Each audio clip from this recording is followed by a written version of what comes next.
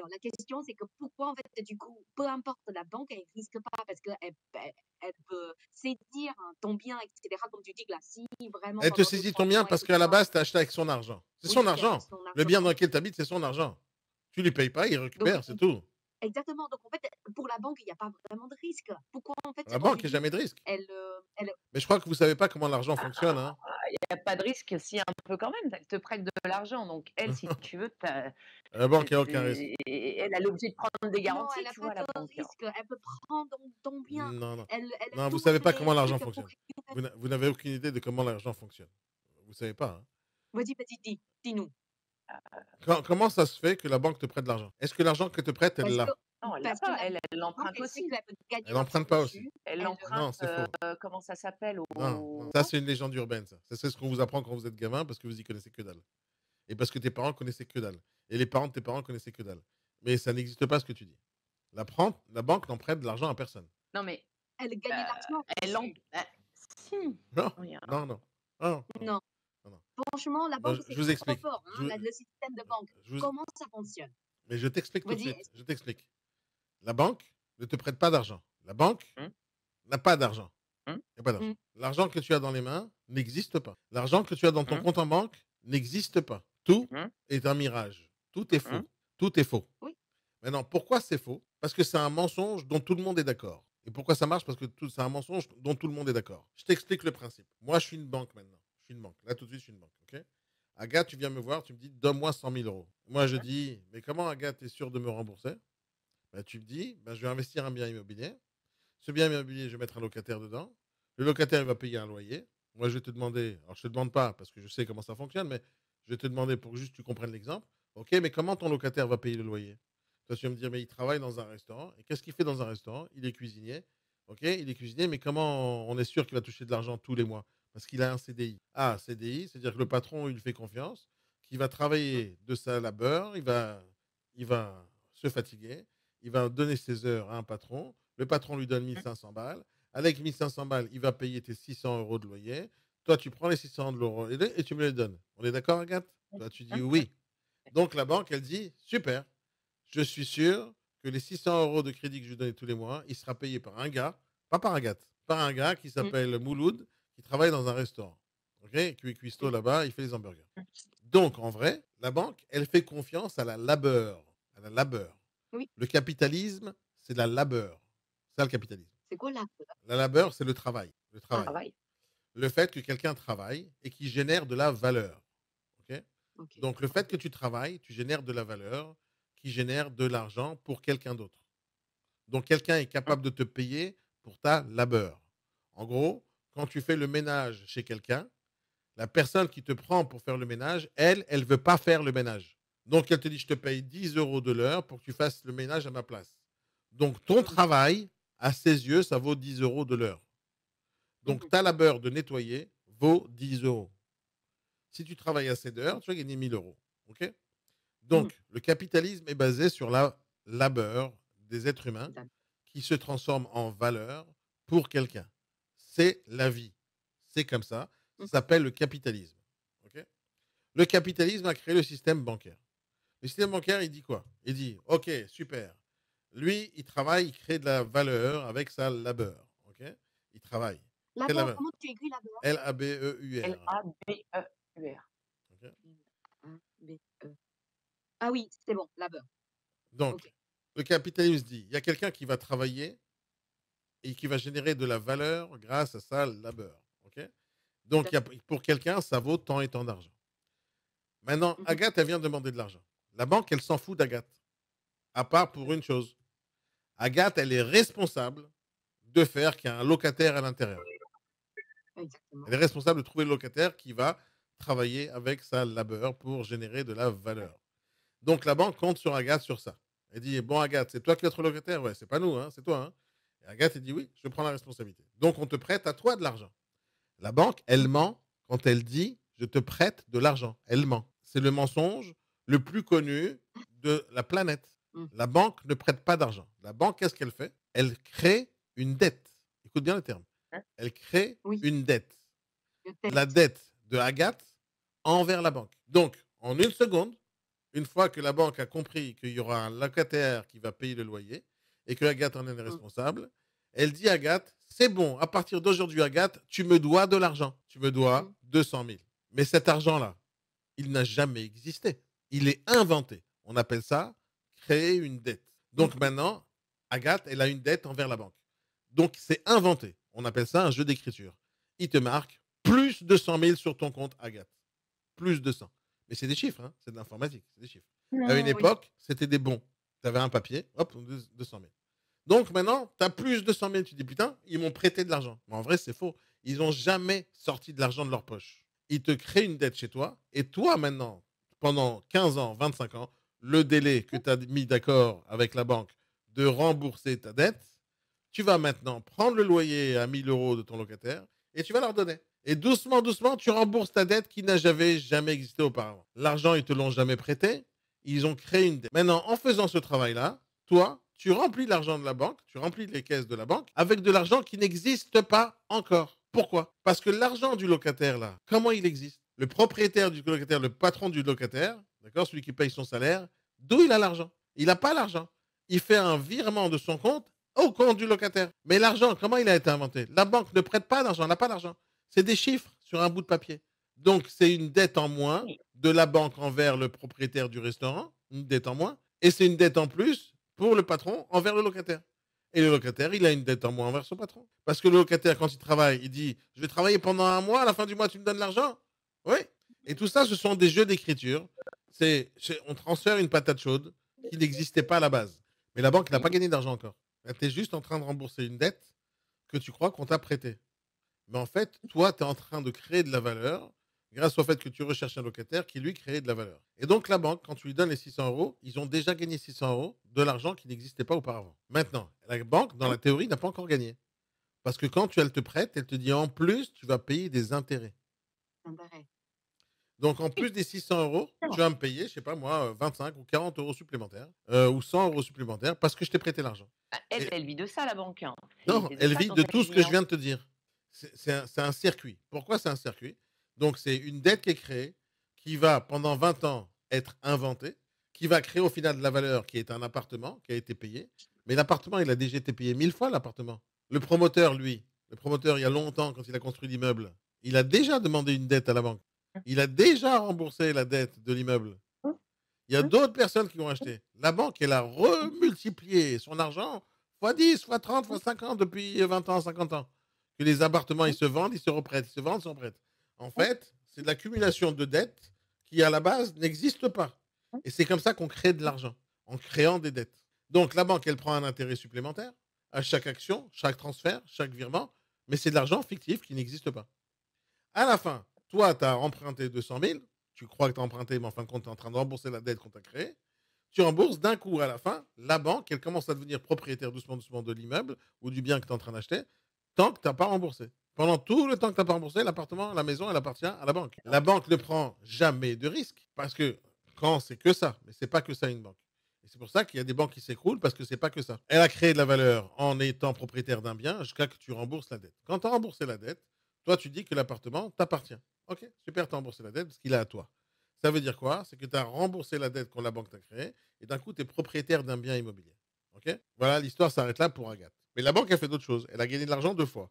Sur la valeur qu'elle a créée, donc la dette qu'elle a créée chez toi, sur les intérêts qu'elle a pris en plus. Donc le crédit te coûte des fois plus cher que la maison elle-même. D'accord? Donc tu as un crédit en plus. Et le crédit a fait gagner de l'argent à la banque. Maintenant, la banque, elle, pour s'enrichir, qu'est-ce qu'ils font? Quand toi, tu dis, mais la banque, elle emprunte chez les autres, c'est faux, c'est totalement faux.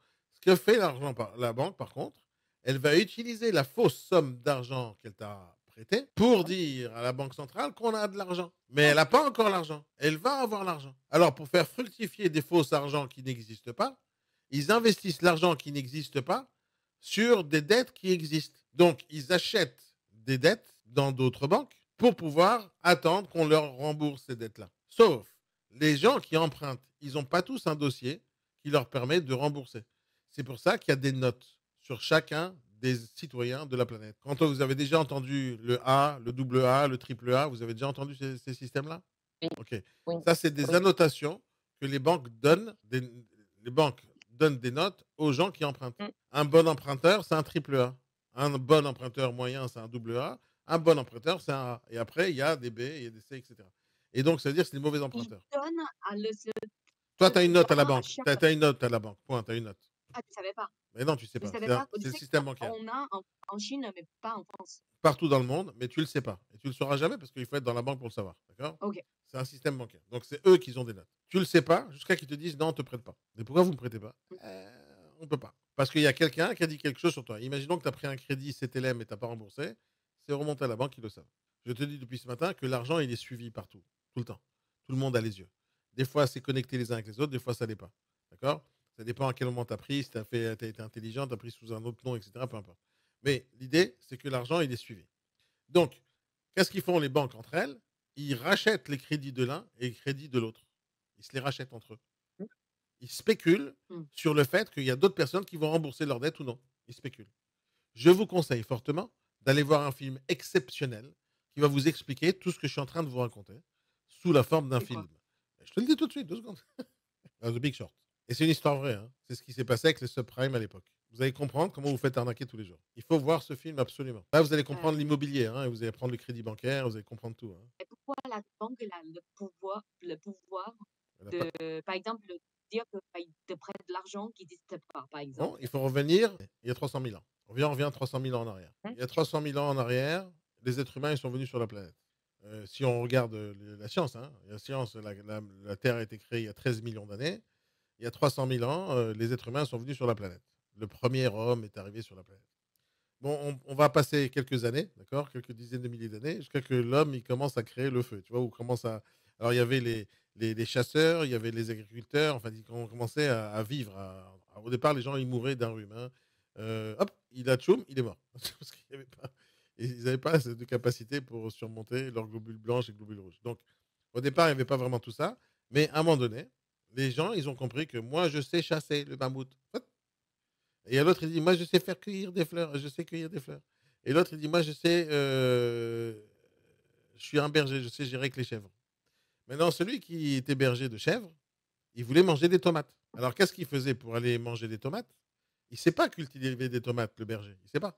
Lui, il sait faire une seule chose, prendre du lait des chèvres, prendre de la laine des chèvres et manger la viande des chèvres. Il savait faire ça, mais il ne sait pas cultiver des tomates. Alors, ils ont inventé le troc. Je ne sais pas à quelle époque ça Mmh, s'est passé, mais ça s'est passé comme ça. oui. Ok. Euh, donc, il y a le troc. Le troc, c'est quoi? Moi, je sais faire du lait. Toi, tu sais faire des tomates. Combien tu veux de lait pour me donner 1 kilo de tomates? L'autre, il dit: bon, donne-moi 1 litre de lait, je te donne 1 kilo de tomates. Ça se passait très bien. L'autre, il dit: moi, je veux des tomates. Ok, bah, donne-moi du lait. Ça se passait très bien. Maintenant, il y a l'autre Mmh. qui dit: moi, je veux de la viande. Je veux 1 kilo de viande. L'autre, il dit: alors, donne-moi 30 kilos de tomates. Parce que la viande, c'est plus cher que les tomates. Donc, ça se passait bien. Tant que l'autre voulait des tomates, tant que l'autre voulait de la viande, ça se passait très bien. Mais d'un coup, là, le berger, il demande au mec qui fait des tomates: dis-moi, tu peux pas me construire une maison? L'autre, il dit: mais je sais pas faire ça, moi. Alors, l'autre, il va chercher un charpentier qui sait faire des maisons. Mais le charpentier, lui, il n'a pas de tomates, il n'a pas de chèvre, il n'a pas de lait à donner. Il sait que travailler.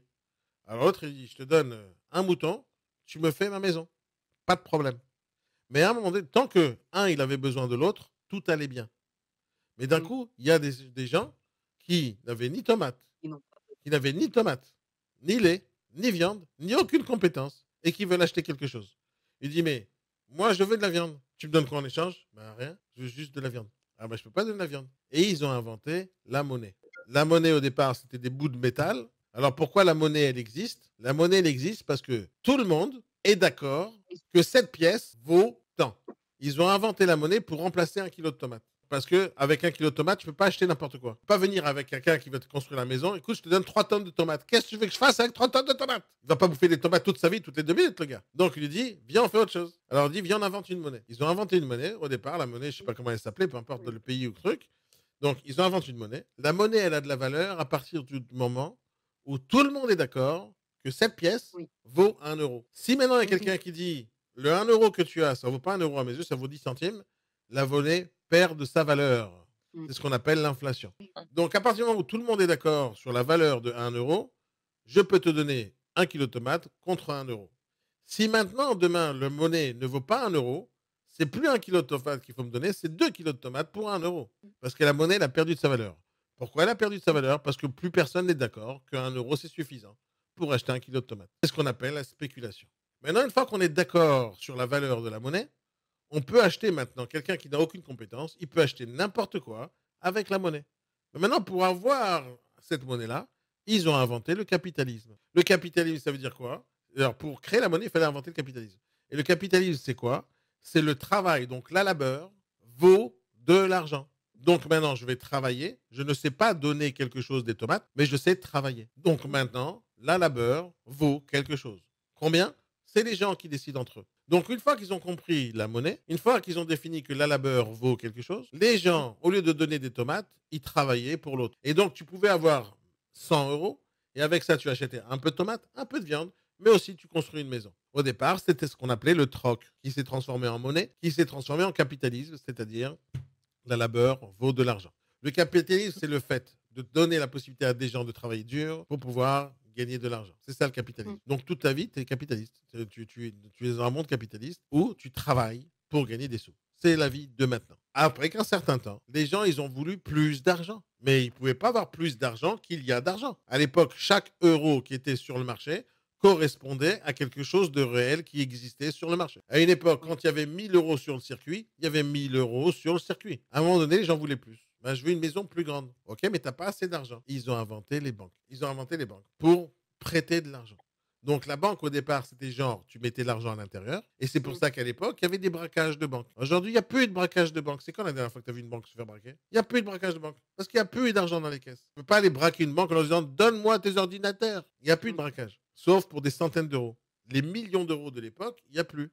Parce qu'à l'époque, l'argent était dans les caisses, dans les coffres. Aujourd'hui, il n'y a plus de coffres. Aujourd'hui, tout est des ordinateurs. Tout est faux. Donc, à l'époque, quand tu braques une banque, une diligence, ben, les Western, les Dalton, etc., c'était vrai. On braquait l'argent. Maintenant, si aujourd'hui, dans ce monde, en 2024, tous les gens qui ont de l'argent dans leur banque, ils retirent cet argent, le monde fait faillite. Parce qu'il n'y a pas l'argent. La raison pour laquelle on met l'argent dans son compte en banque, c'est parce qu'on fait confiance aux banques. Tout le système repose sur la confiance de l'un et de l'autre. Mais Maintenant, comment la banque, au départ, quand elle te prêtait de l'argent, c'était réel. Elle te prêtait de l'argent, c'était vrai. Donc, quand tu voulais 1 000 €, toi, tu signes un bon comme quoi tu as emprunté 1 000 €. Ils te donnent 1 000 € du coffre, ils te les donnent en physique, et ils mettent le bout de papier que tu as signé dans le coffre. Quand c'était la banque qui avait ce billet, ça avait de la valeur. C'est pour ça que les gens, ils achetaient des bons bancaires aux porteurs. C'est pour ça, dans des films de braquage, tu vois les gens qui repartent pas avec de l'argent, mais avec des bouts de papier. Ça existe toujours, c'est des bons porteurs. L'argent correspond à la somme qui est marquée sur le billet. Avec le temps, ils ont dit, mais on n'a pas assez d'argent à prêter les gens parce qu'on veut créer de la valeur dans le monde. On veut créer des immeubles, on veut créer des trucs, on veut créer des restaurants. Mais l'argent physique n'existe pas assez. Il n'existe pas. Ils ont inventé le prêt, qui est en fait une création de dette. Tout ça, ça s'est fait sur des années et des années et des siècles. Ça a été créé par nous, toi, moi. C'est toi qui veux une plus belle voiture. C'est toi qui veux une plus belle maison. C'est toi qui veux une plus belle chaussure. Mais l'argent n'existe pas. Alors on a demandé à quelqu'un, prête-moi l'argent, je veux plus, parce que je ne l'ai pas. Donc on a fait une sorte de cri de désespoir aux gens, on veut plus d'argent, plus de valeur, plus de maisons, plus d'espace. Mais l'argent n'existe pas pour le faire. Il faut qu'il y ait quelqu'un qui le crée. Et ils ont inventé la dette, ils ont inventé le crédit, ils ont inventé les intérêts. Tout le système, il repose sur nos besoins à nous. Si demain les êtres humains ils décident, c'est bon, je peux vivre dans un studio, il n'y a plus d'inflation, c'est fini. Il n'y a plus de banque, c'est fini. Si tout le monde se limitait à vivre avec leur truc. Mais non, l'être humain, depuis la nuit des temps, il veut avoir plus, avoir plus, avoir plus, avoir plus. Donc, notre envie d'avoir plus nous oblige à travailler plus dur pour pouvoir rembourser des dettes qui n'ont jamais été existantes. C'est-à-dire ça a créé des dettes avec de l'argent qui n'a jamais existé et qui n'existera sûrement jamais. C'est un système.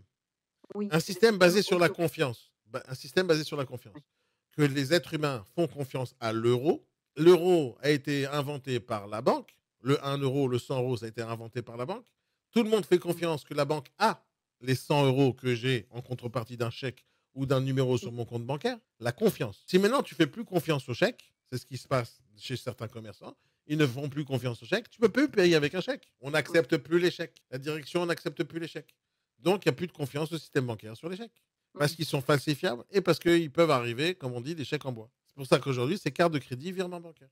Mais c'est sur des années. Avant, le chèque avait beaucoup de valeur. Aujourd'hui, il n'en a plus aucune. Il n'y a plus de chèque, c'est fini. Tout a évolué et tout est basé sur la confiance. Si demain, tu fais plus confiance à la banque et tu retires ton argent, imagine que tu vends ta maison et tu demandes les 200 000 euros à la banque, ils vont te dire, attendez, dans 3 semaines, on vous donne l'argent. Parce que l'argent, ils l'ont pas. Ils vont aller chercher, si tu veux en cash, hein, ils vont aller chercher la banque dans la Banque de France, dans les coffres de la Banque de France, quelque part enseveli à des milliers de kilomètres sous terre, du vrai argent. Quand les systèmes bancaires se sont effondrés, les subprimes, etc., c'est parce que les gens, ils étaient dans la spéculation tout le temps non-stop, sans avoir réellement de valeur ou à quelqu'un qui fait de la labeur en bas. C'est-à-dire, quand tu achètes un crédit d'une autre banque qui te dit, t'inquiète pas, le mec, il va rembourser, mais le mec qui va rembourser ne rembourse pas parce qu'il n'a pas de labeur, la dette ne sera jamais remboursée, donc ce que tu rachètes comme dette en espérant qu'elle va te ramener de l'argent, ça rapportera rien. C'est-à-dire quoi racheter une dette? Si l'autre, il doit 200 000 euros à la banque, l'autre, il te dit, écoute, j'ai l'impression que ces 200 000 euros, je ne les verrai jamais. Donc, je te donne cette dette de 200 000, mais tu me la rachètes pour 50 000. Donc, l'autre, il paye 50 000. La banque, elle est contente, elle a au moins récupéré 50 000 sur 200 000. Mais l'autre, elle espère avoir les 200 000, mais elle les aura jamais. Aujourd'hui, quand on est en 2024, quand tu empruntes à la banque, en fait, tu empruntes du vin. Tu n'empruntes pas. On te crée une dette. Tu la rembourses en travaillant dur. Comment les gens s'enrichissent? Pourquoi il faut acheter à crédit? Parce que justement, l'argent n'existe pas. L'argent est gratuit. Prends cet argent, prends-le, on te le donne. Il n'existe pas. Maintenant, travaille derrière. L'investissement, le business, c'est des maths. Quand tu demandes à quelqu'un, paye-moi 3 000 euros pour quelque chose, les 3 000, en fait, ils n'existent pas non plus. La carte de crédit, quand il te paye, c'est pas de l'argent. C'est des chiffres digitaux qui vont se mettre de son compte à son compte. Mmh. En fait, quand il te paye 3 000 euros en 3 fois, il crée une dette, lui, le gars. Donc, le principe de l'investissement, c'est faire fructifier de l'argent qui n'existe pas en créant une dette qui n'existe pas, en te faisant payer de l'argent qui n'existe pas, pour qu'au final, il y a quelqu'un qui travaille pour toi, qui va concrétiser cet argent qui n'existera jamais. Et en fait, on vit tous dans une sorte de matrice, comme dans le film Matrix, en croyant qu'on a de Oui. l'argent, mais tu n'as rien, tu n'as que des chiffres digitaux, quelque part sur ton compte bancaire qui te dit que tu as de l'argent. Mais tu n'as pas d'argent. Si la banque demain décide, la banque s'effondre, le gouvernement s'effondre, le blockchain prend le contrôle, les ordinateurs prennent le contrôle, peu importe ce qui va se passer comme catastrophe. La catastrophe numéro un, c'est pas le fait qu'on manque d'eau, c'est le fait que demain, tes comptes bancaires s'effacent et qu'il y ait une erreur. C'est pour ça qu'à l'époque de l'an 2000, les gens, ils avaient cru qu'il allait y avoir un bug de l'an 2000. Ils ont tous paniqué, dépensé des milliards d'euros pour éviter le bug de l'an 2000 parce qu'ils pensaient qu'il allait y avoir un gros problème d'ordinateur quand les chiffres qui n'étaient pas prévus au moment où ils ont inventé les ordinateurs, qui passent de 1999 à 2000. Ils avaient peur qu'il y ait un bug. Ils avaient peur. Ils n'avaient pas fait confiance aux ordinateurs qu'ils allaient juste faire 2000. Ils avaient peur. Au final, il n'y a jamais rien eu de bug. Il n'y a pas eu de bug. Mais ils avaient cette peur-là. Ils avaient peur que 2000 chamboule tout le système. Efface tout. Et que si jamais il y avait un bug, tous les comptes bancaires s'effacent ou là où il y a des chiffres numérologiques digitaux s'effacent. Donc si demain, on a envie d'effacer ton identité, on va dans des ordinateurs, on efface l'identité dessous, elle n'existe plus. Ta vie, elle est numérique. Tu crois que ta vie, elle existe, mais ta vie, elle est numérique. Ta vie, c'est un numéro de carte vitale. Ta vie, c'est un numéro de carte d'identité. Ta vie, c'est un numéro de passeport. Ta vie, c'est une photo que tu crois que c'est photo, mais en fin de compte, c'est des numéros binaires. C'est le 0 et le 1. C'est des données qui sont dans un ordinateur quelque part. Si j'efface les données qu'il y a dans un ordinateur quelque part, ben, tu n'existes plus. Si j'efface des numéros, tu n'existes plus. Tu n'existes plus. Hop, on t'efface. On efface un ordinateur, on t'efface toi. Donc, si demain, quelqu'un décide de hacker la Banque centrale de France et qu'il y arrive, il efface les numéros de bancaire de tout le monde et l'argent de tout le monde. Le jour au lendemain, la France s'écroule. Mais en une seconde, il n'y a plus d'argent. Comment toi, tu vas devoir prouver à la banque? Mais moi, à l'époque, j'étais client chez BNP Paribas, j'avais 3 millions. On ne sait pas. Donc, tu recommences à zéro, comme dans Monopoly. Tu recommences à zéro. On te fait un reset, game over, c'est fini. C'est ça la vraie vie. C'est ça la vraie vie. Bienvenue dans la matrice. Ça Alors, change peut-être que je par suis rapport trompé dans certains petits détails, dans certains petits termes, etc. Mais c'est comme ça. Je t'ai vulgarisé le système, d'accord? Je t'ai vulgarisé le système, mais c'est ça le système. Mais c'est pour Mmh ça, en mh. fait, la banque, ils vérifient forcément la capacité de l'emprunteur, etc. Ce Non, qui est c'est pas la normal. capacité de Parce que l'emprunteur, c'est la capacité que tu puisses créer de la valeur pour rembourser ta dette qu'ils viennent d'inventer. C'est pour ça qu'on va prêter à des gens. Mais tu n'as pas compris pourquoi les banques prêtent uniquement quand tu as un CDI. Tu t'es jamais posé cette parce question-là? que si, c'est vraiment justement, c'est la stabilité. Ils savent que C'est tu pas la peux amener stabilité, c'est la labeur. Ils savent que tu vaux de l'argent sur le marché parce qu'ils savent que tu as des compétences. Pourquoi on va pas prêter 300 000 euros à une nana qui n'a pas de diplôme ou à un mec qui n'a pas de diplôme? Parce que tu n'as aucune compétence. Donc sur le marché, tu peux rester au chômage. Et personne ne veut de toi parce que tu peux être remplacé par des machines. Pourquoi on ne prête pas en CDD? Parce qu'on se dit, le patron, il ne te fait pas assez confiance pour te payer plus que 3 mois. tu peux C'est la aussi capacité de derrière. créer de la valeur. Et puis où, en fait, de toute façon, la banque, elle veut juste gagner l'argent. Elle veut juste être sûre de ne pas avoir le risque. Donc, bien sûr, Mais la banque ne tu peut peux pas très prendre de bien, en risques. fait, Faut faire attention. Les banques, les agences bancaires, c'est pas la banque. Ce que tu vois avec tes yeux, la petite boutique là où il y a marqué Banque BNP Paribas, c'est pas la banque. C'est juste des êtres humains qui te font croire, qui te donnent de l'argent. C'est un mirage. La banque, c'est les ordinateurs, c'est des chiffres, c'est du mytho tout ça. Mais Oui, comme parce qu'on n'est plus avec de l'argent monnayable, hein, enfin de c'est- l'argent que tu as du cash, à quoi. l'époque des Dalton, ça existait. Aujourd'hui, Il y ça a n'est moins plus. de il y a Il y a plus. L'argent n'existe plus. Et c'est pour ça que le Bitcoin existe. Le Bitcoin, c'est du faux. C'est du faux. Il n'y a pas d'argent dans on le a bien Bitcoin. compris le système de Ah oui, c'est le principe. Le Bitcoin, c'est le principe. Enfin, la blockchain, c'est le principe de dire il y a quelqu'un qui veut acheter ça, qui a acheté ça tel jour, telle heure, telle date. oui, Il y a quelqu'un qui a décidé qu'il est d'accord, il fait confiance que ça a de la valeur. Il l'achète à quelqu'un d'autre. Il y a transaction. C'est ça. Et derrière, il y a quelqu'un qui va et la réacheter ça confiance. à l'autre. Donc, on sait que ça a une transaction tel et tel jour, telle et telle date, avec telle et telle personne, et ça a une certaine valeur. On est certain de ça. Donc, ça a de la valeur. Maintenant, la Il y a des gens spéculation du qui Bitcoin, spéculent dans pourquoi le Bitcoin vaut de l'argent? Parce qu'il y a une quantité limitée de Bitcoin et tout le monde les veut. Alors, tout le monde met de l'argent et dit ça vaut plus que 1 euro, un Bitcoin. qui entrent dedans plus que ça peut fonctionner. Non, S'il y a c'est pas personne qui plus fait de monde qui entre dedans, c'est pas le bon terme. Plus de monde croit ils et font font confiance. confiance à cette monnaie, plus ça a de la valeur. C'est une question de confiance. Pourquoi Mmh. aujourd'hui tu ne peux pas rentrer dans une boulangerie pour acheter une baguette avec un bitcoin, avec 1 centime de Parce que bitcoin? Parce que la boulangerie ne fait pas confiance au bitcoin, qui va pouvoir te prendre un bitcoin et le remplacer pour acheter de la farine. Il n'y a pas encore la confiance. Le jour où la confiance existera sur tous les êtres humains de la planète, comme quoi le bitcoin, ça vaut vraiment ce que ça vaut, tu peux acheter un jean avec un bitcoin. Tu peux acheter un t-shirt, tu peux acheter un café. mmh, Mais ça mmh, n'existe pas encore. Tu peux déjà acheter des biens immobiliers avec du bitcoin, hein? Sûrement, seulement entre des systèmes bancaires qui se comprennent et qui veulent se faire Ouais. truc. Il y a des gens qui font confiance au Bitcoin, sinon ça n'existerait pas. Le commun des mortels en bas, là, est-ce qu'il a une carte Visa avec un Bitcoin? Est-ce que le café de la brasserie en bas, il a la possibilité de prendre Bitcoin? La brasserie d'en bas, il a même pas un truc pour prendre de l'argent PayPal. Mmh mh. C'est une question de confiance. Une fois que cette confiance sera installée partout, là, tu verras le Bitcoin partout. Mais pour que ça arrive, je pense que l'État doit se mêler, qu'il te donne l'accord, et pour qu'il puisse mmh. ponctionner de l'argent derrière. Maintenant, si on y arrive avec le Bitcoin sans que l'État se mêle, on aura fait une révolution monumentale sur la planète. Donc, il n'y aura plus de système bancaire, et le monde s'écroulera aussi. Ça sera pas possible. Et on ne sait pas. Oui, oui. Là, on est aujourd'hui en 2024. Attends 30 ans, tu verras. Donc, On ne sait pas. Moi, je ne sais pas ce qui va se tout passer. C'est-à-dire, tout est prédire, possible, hein. prédire Alors ça cet veut dire avenir. que tout fonctionnera différemment puisque l'État a besoin, Mais tout fonctionne déjà différemment. Mais tu l'as pas senti. oui, oui, oui, Quand mais tu es passé de oui, l'euro, du mais a franc à l'euro, besoin hein, mais quand tu es passé de l'euro, du franc à l'euro, on t'a diminué la valeur de, de tes pièces. bien sûr. Ok. Oui, Quand on a enlevé le Mintel, tout change doucement, doucement, tu vois, mais pas d'un coup. C'est comme si on tu était vois tous pas des le langoustes. changement. On est tous des langoustes. Oui, mais c'était réfléchi. Non, mais C'était c'est réfléchi réfléchi, que mais ce pas soit un par monde toi. avec, Réfléchi, mais pas par toi, ni par moi d'ailleurs. Hein. non, Réfléchi par les gens non, au-dessus, là, qui non. décident pour nous.